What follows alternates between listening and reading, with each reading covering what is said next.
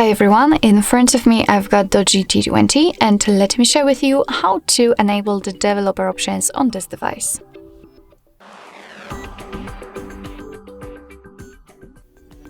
So first of all we have to enter the settings and then scroll down to the very bottom to find About Tablet.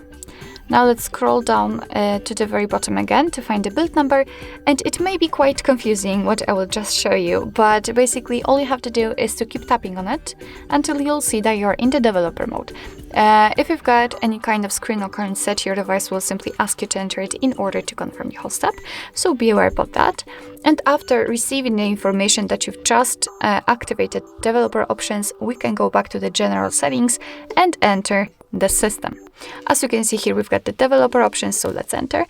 And here we've got some advanced settings which we can customize. So for example, we can don't keep activities, we can disable H and W overlays. Here we've got show view updates, for example, layout bounds, show visual feedback for tabs, some options which are connected to networking because we've got the Bluetooth and the USB, the Wi-Fi, etc. So quite a lot of options. And basically if you want to, you can turn on the option just by tapping on the switch on it, and as you can see, it will be immediately activated and applied. Of course, you can turn it off the same way.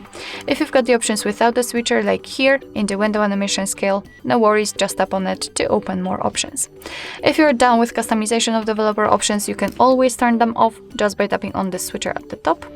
And most of the options will be inactive right now, and after getting back, they will disappear from the system settings. But of course, no worries, you can customize them again. Just go back to the build number step and keep tapping. Alright, so basically that's all. This is how to enable the developer options in your DOOGEE T20. Thank you so much for watching. I hope that this video was helpful, and if it was, please hit the subscribe button and leave the thumbs up.